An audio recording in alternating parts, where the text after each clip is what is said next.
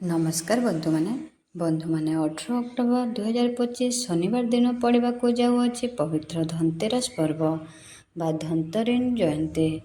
ବନ୍ଧୁମାନେ, ଏହି ଧନତେରସ ଦିନ ଘରକୁ କେଉଁ ଜିନିଷ କିଣିକି ଆଣିବା ଦ୍ୱାରା ଆପଣଙ୍କର ଘରକୁ ମା ଲକ୍ଷ୍ମୀଙ୍କର ଆଶୀର୍ବାଦ ପ୍ରାପ୍ତି ହୋଇଥାଏ। ଜୀବନରେ କେବେ ବି ଧନର ଅଭାବ ହୋଇନଥାଏ।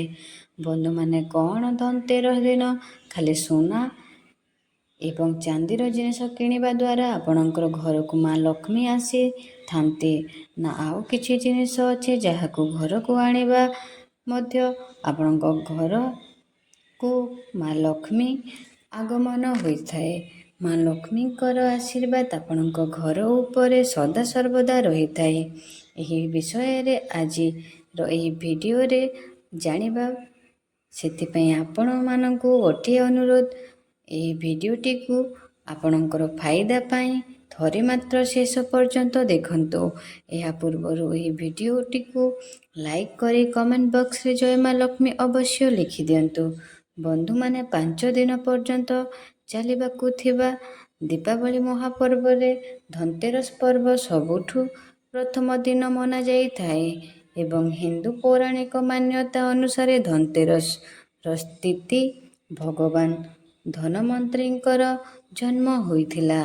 ଭଗବାନ ଧନୱନ୍ତରୀଙ୍କୁ ଆୟୁର୍ବେଦ ଦେବତା ରୂପରେ ପୂଜା କରାଯାଇଥାଏ।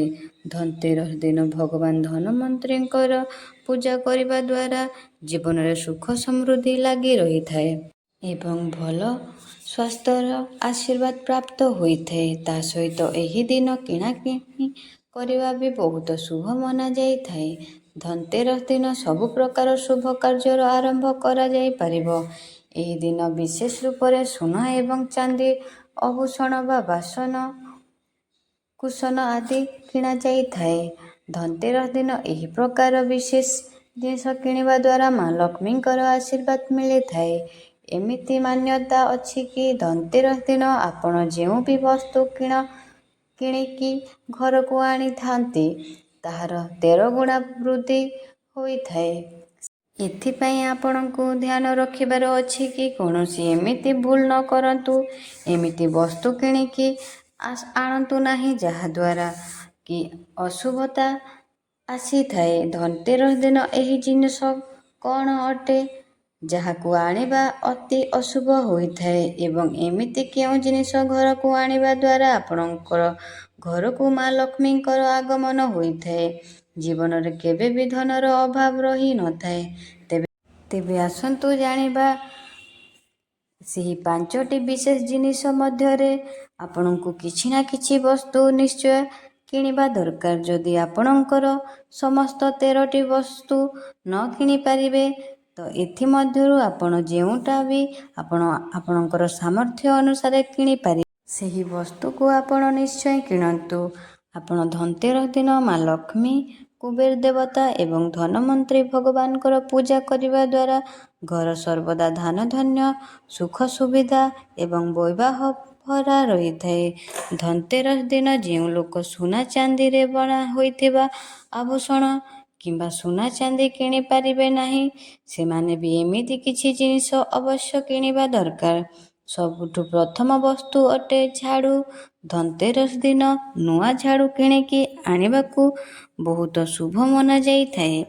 ଝାଡ଼ୁକୁ ମା ଲକ୍ଷ୍ମୀଙ୍କର ପ୍ରତୀକ ମନାଯାଇଥାଏ ଏବଂ ଏମିତି ମନାଯାଇଥାଏ କି ନୂଆ ଝାଡ଼ୁକୁ ଧନତେରସ ଦିନ ପ୍ରଥମ ପୂଜା କରି ତାହାର ପ୍ରୟୋଗ କରିବା ଦ୍ୱାରା ଘରର ସମସ୍ତ ନକାରାତ୍ମକ ଊର୍ଜା ଦୂର ହୋଇଥାଏ ଏବଂ ଘରେ ସୁଖ ସମୃଦ୍ଧିର ବାସ ହୋଇଥାଏ।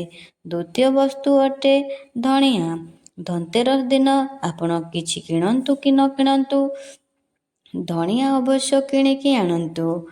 ଧଣିଆ ଆଣିକରି ଦୀପାବଳି ଦିନ ତାହାକୁ ପୂଜା କରିବା ପରେ ଘରର ଚାରିଆଡ଼େ ଫିଙ୍ଗି ଦିଅନ୍ତୁ।